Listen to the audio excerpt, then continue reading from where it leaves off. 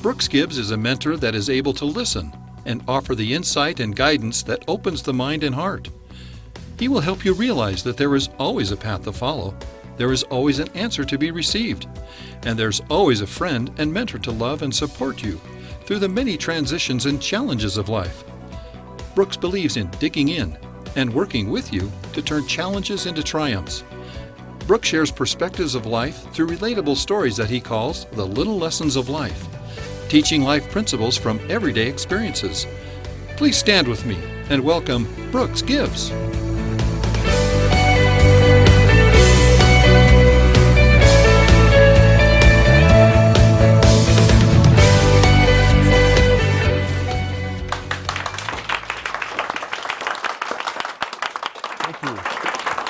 Thank you very much.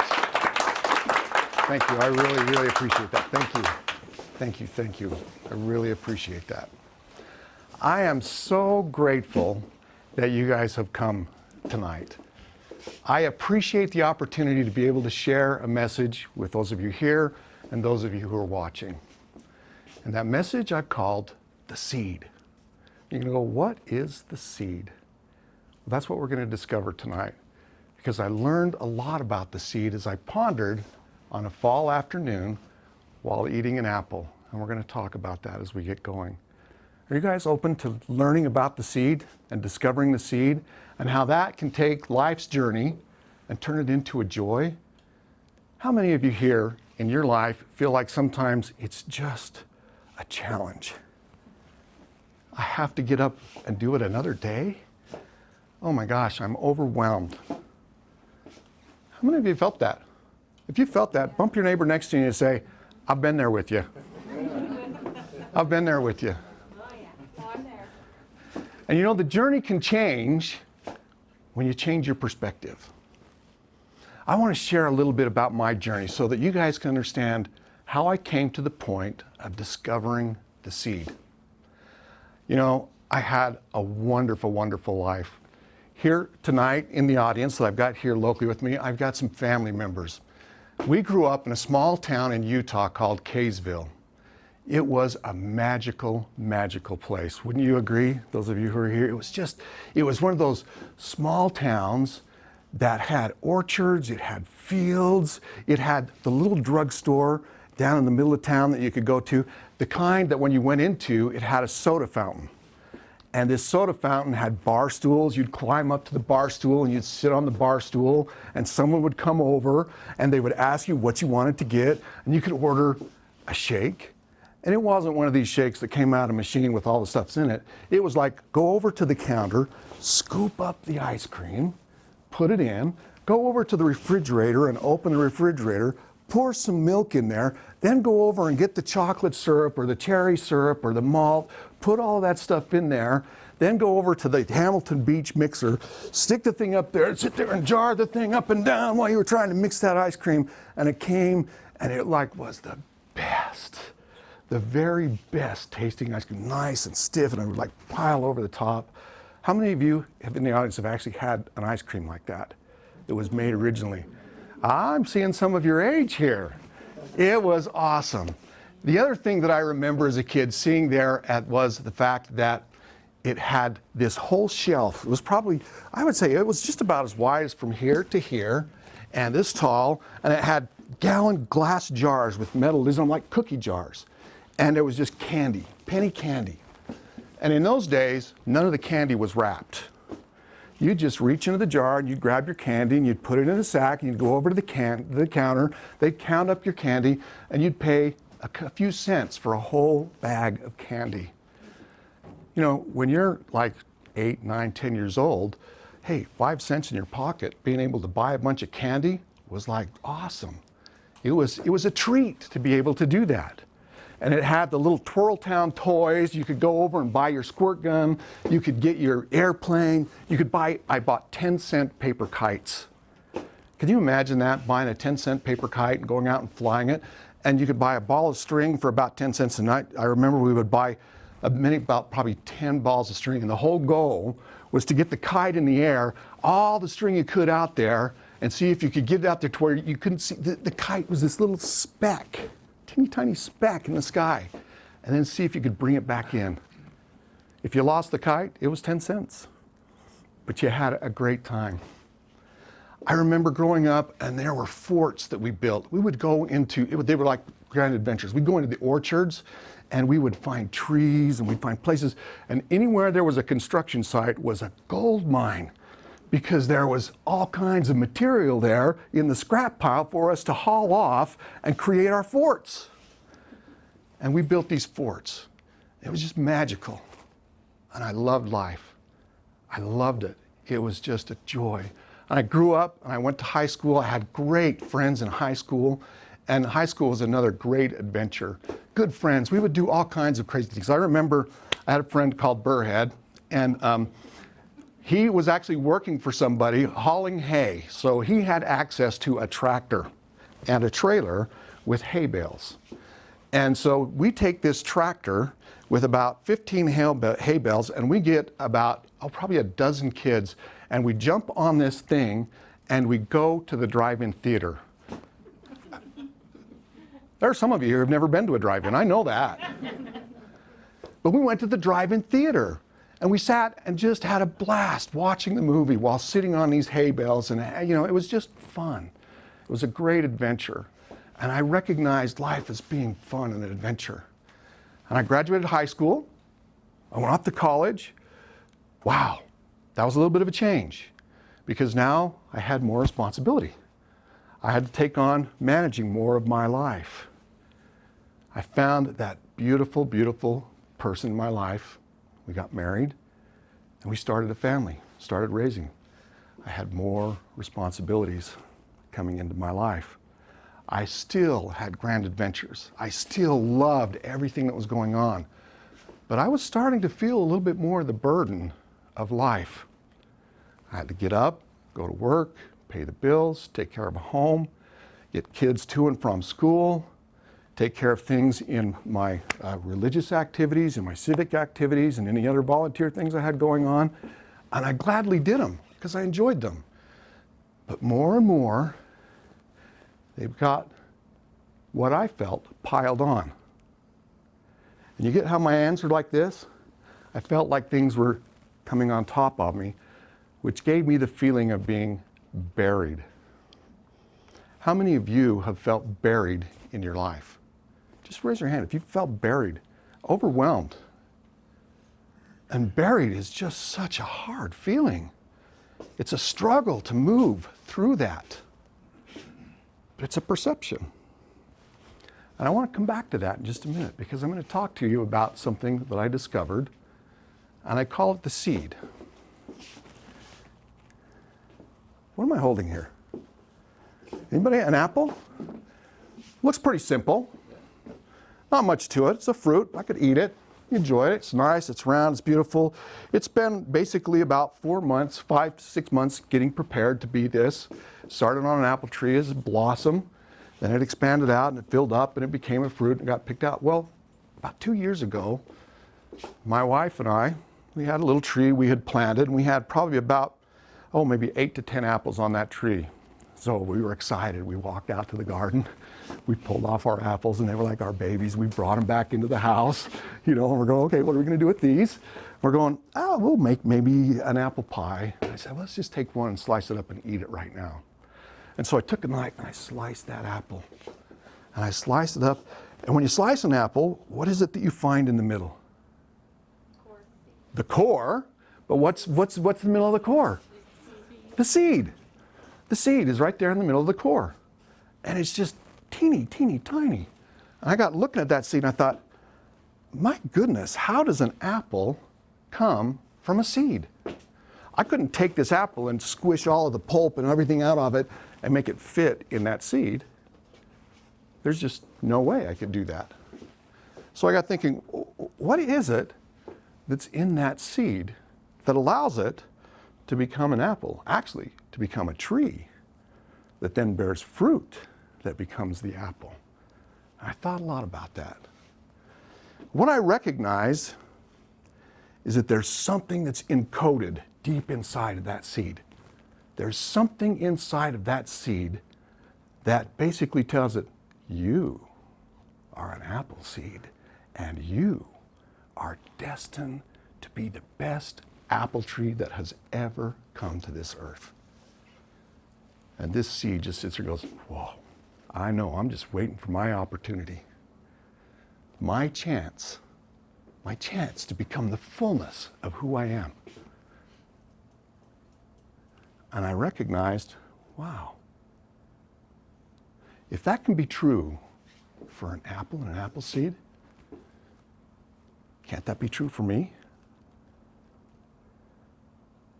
And if that's true for me, how do I discover who I am so that I can know how I can move forward to become the fullness of what I am to be? Hence, the journey of the seed. Now, I'll tell you a little bit more about this. What's really cool about this is I'm not sure that the seed, when it first got in this apple, knew it, because think about it. Here's the seed sitting inside of this apple. It's thinking, wow, my world has surrounded me with sweet, sweet goodness. And I am taken care of, I am in the middle, and everything is beautiful and wonderful and good. How much of that was like my experience growing up? As I was growing, my world around me protected me. It gave me a place where I could truly grow, develop, and be the most. And then there came a time when my world changed. Maybe the apple fell to the ground, maybe it was picked and maybe it was eaten, but I lost that protection that was around me. How many of you have experienced that? That feeling that, oh my gosh, I'd love to go back to that time and that place and feel that protection, but it's gone. But what did it reveal? It revealed the seed. It revealed the seed. And then the seed fell to the ground. And then what happened? It got piled on. Just like you may have felt you got piled on. And the seed could have sat there, down there in the dirt, in the darkness going, oh my gosh, I'm so buried. What am I going to do? Somebody's got to come unbury me and take care of me. Is that a place where you're at in your life, maybe? Where your thoughts and your declarations are, I'm buried? There's a different perspective. The seed, those that choose, think, I've been planted. Oh my gosh, this is the best thing that could happen to me.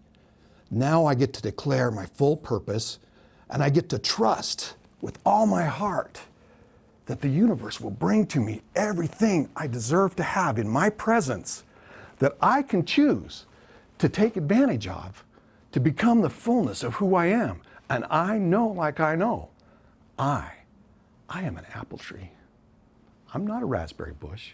I'm not a peach tree. I am an apple tree. Then what happens? The water comes, and the seed has a choice. What am I going to do with this? I'm going to bring it into my life, and I'm going to absorb it. I'm going to allow it to work with me to become more of my fullness. And so it expands and it breaks that husk. And then it starts to stretch into the ground its roots, and it goes, there is something above me that I am seeking, and I'm going to push for that. And it seeks the light, the truth, knowing that there is purpose, there's direction, and that there's energy that lies there for it to go after. And it pushes towards that, drawing upon everything that comes into its environment so that it can become more of its fullness. That's what's so amazing about our world. Our world is set up to bring to us everything we deserve to be the fullness of our potential. We just get to see it, choose into it, believe, and move forward. Oh, there are challenges.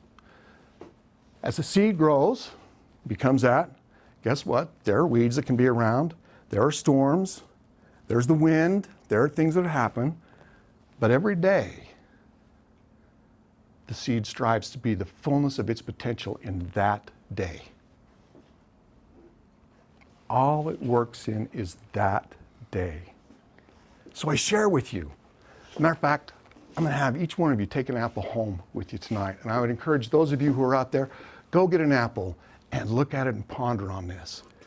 Every day, if I choose to see that there are things in my life that I can do and choose into to become the fullness of who I am, and I just take a step after a step after a step, it's amazing how things change when you turn and look back. It is just absolutely amazing how they change. So, how many of you believe that you got a seed sitting way down inside of you? Sometimes you feel it. Sometimes you just feel it. And it's like you get feeling it and it's like, wow, I'm powerful. I can feel it. I can feel it here. And then some things happen and then you start getting to the, oh my gosh, everything's just over. It gets difficult, doesn't it? It becomes holding on to that in faith and in knowing that you move forward and believing in yourself. What I see so often, and I've experienced it in my own life, is we all want to be that superhero. And we're out looking to find that suit that we put on, and it turns us into the superhero. You guys have all seen them. You know, you've got Spider-Man, Superman, all these guys, and they all have these fancy suits, and the suit like makes them impenetrable and strong. They can fly, they can do all these cool things. It's the suit. And it's because we're looking outside of us for the things to give us power. In our own life, we're looking outside. What kind of job do I have? What kind of car do I drive? Who are my friends that I associate with? What kind of education do I have? And that sets and establishes my value. And what happens? It disappears. I can tell you, I went through a time in my life where I lost everything. Virtually everything that I had worked for 40 years for. I had a sister who had multiple sclerosis, a father and a mother that all in a 3-year period passed away. During that time frame, for the past 10 years, I had been building a business with my brother, an awesome business. It was just cool. We did home theaters and home automation. We built the most amazing theaters. It's like when you walked into this home theater, it's like, yeah, I'm ready for a movie. You guys been to a theater like that where you walk in and it's like, yeah, this is cool. You didn't care about really watching the movie. It was, this just feels good. Well, that's what we did. And then 2008 come along, and what happened in 2008? Man, the economy just went boom, and construction and housing stopped. It virtually stopped. In a matter of 3 months, there was nothing going on. And my brother and I are sitting there going, what's next? Nobody's paying us, and yet we still owe money to others. And we had to figure out how we could pay that off. And in the process, I lost everything financially. I lost it all. All of the stress and strain of that took its toll on my family and my relationship of 28 years with a beautiful woman. And we ended up in a divorce. And so I lost my family. I moved out of that home, and my family stayed so that they would have some structure. But I became homeless because I had no job, I had no money, basically nowhere to go. I lived with my sister in a room and took care of her. And I felt like I had no value because everything I valued in my life, my job, my family, my parents, the things that I did, all of it disappeared in a matter of a couple of months. It was gone.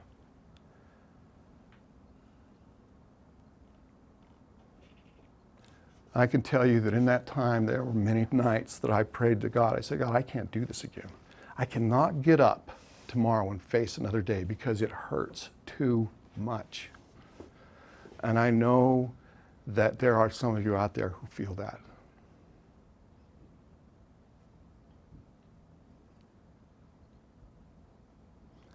Now let me share something with you. my Creator loved me enough to say, no, you can get through this, because there is a great lesson for you to learn that you get to share with many. And what I slowly learned over time, my value is not determined by what I wear, what's in my wallet, what I drive, who my friends are, where I live. That is not my value. My value resides deep here in my heart. When I found out who I was, and I knew that I was a powerful, passionate, kind, and loving man, and I owned that in every moment, and I said, it doesn't matter what I do or don't have in my life, that will always be with me. And when I owned that, and when you own that, finding out who you are, you now have your superhero suit. Because you can withstand the storms and the trials that come. Sometimes you'll forget and you get to remind yourself, but when you hold on to that and you know it, there is nothing in your life that can take you away.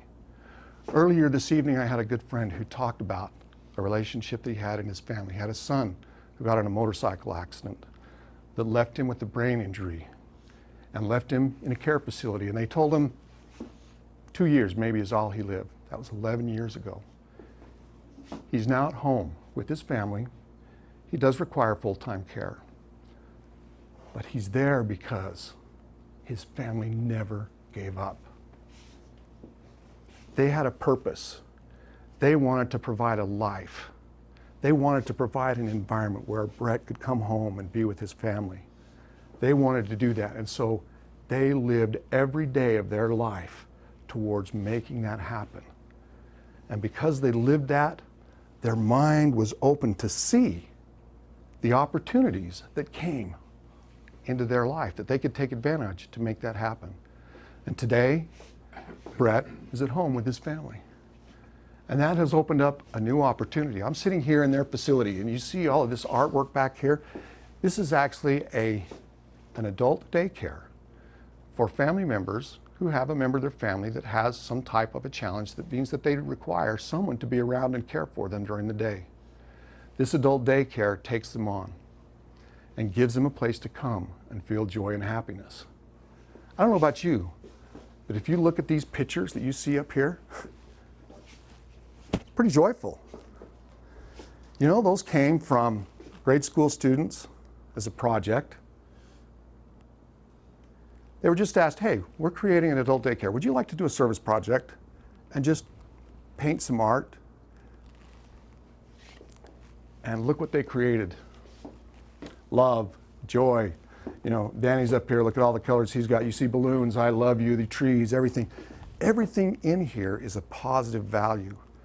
Boy, if we could learn from children to hold on to that, and hold on to that energy, even in this challenge we have, our world would be such a better place. Such a better place. So it comes back to the seed. The seed and holding on to it. How do you discover that? Do you have some time just so I know where I'm at? The seed. Where do we go?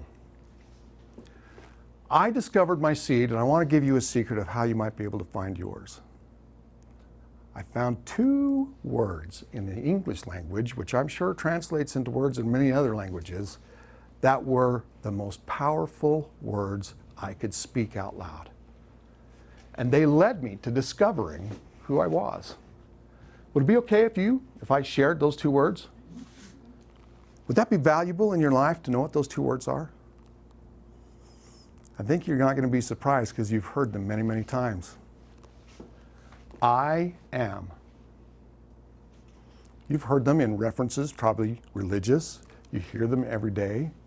But think about those words. I am. Just say that out loud with me right now. I am. How does that feel? First off, you're declaring that you exist. You're something. You're unique. You have something. But what follows after that? I am what? Anybody here want to share something that they feel in their heart? A word? I just saw you mouth something. Would you be willing to share that? Yeah, the first thing that came to my mind. Well, here, was come up here. powerful. Do you mind coming up and standing up with me? Okay. So, share with me. I am, and then what you feel. The first thing that came to my mind was powerful, Wow. and then motivated. So, say those aloud. I am. Powerful. Okay, now, I want you to feel those. Come on. It's not, powerful is not that way. Come on, let's hear that. I am a powerful woman. Did you guys see that? Did you see what changed? One more time. I am a powerful woman. Yes. And why are you here? To learn that. Thank you. You are very welcome. Did you see the whole demeanor change? She just put on her super suit by using two simple words, I am, and then going to your heart and discovering that descriptor of who you are. I want to share with you, there's probably 4 or 5 other words that follow after that. And you want me to share with you how you can discover those? All right, you guys listen. It was as simple as going home for me and taking out a blank sheet of paper and writing the words I am, and then just writing a sentence and saying, I am powerful. I am beautiful. I am a kind, loving, generous person. I am excited to be here in life and to share who I am. I am loving. I am generous. I am courageous. I am honorable. You just keep writing these things over and over and over again. Fill 2 or 3 pages. And what you're going to find after you've done that, go back and take a highlighter or a pen and look at all the words you've written, and I'll bet you're going to find about 4 words that you have said 4 or 5 times throughout the whole thing. Circle those words. Circle those words, and then put those 4 words together in your one sentence. For me, what I discovered is, I am a powerful, passionate, kind, and loving man. There isn't a day goes by that I don't say those to myself over and over again, so that I can live that in everything I do. Everything I strive to do, I strive to be kind. I strive to be loving. I strive to be generous and be my power and share that with everyone. So I share with you, discover your seed. Because your seed, like the apple seed, when planted, becomes the tree. And the tree bears fruit, and it shares the fruit with others. So the seed can be planted again, and more fruit can come. And we create the orchard of life. Please, take that on in your life. If you want to find out more about the seed, there's a link that is going to be posted right below here. Click onto that. You'll find out about the seed, and you'll find a way to be able to get in touch with me. Because I would love to coach, mentor, and assist you in finding your seed of truth and becoming the fullness of your potential. Thank you so very much for participating and coming in and being a part of the seed. Discover your joy in the journey of life. Thank you very much.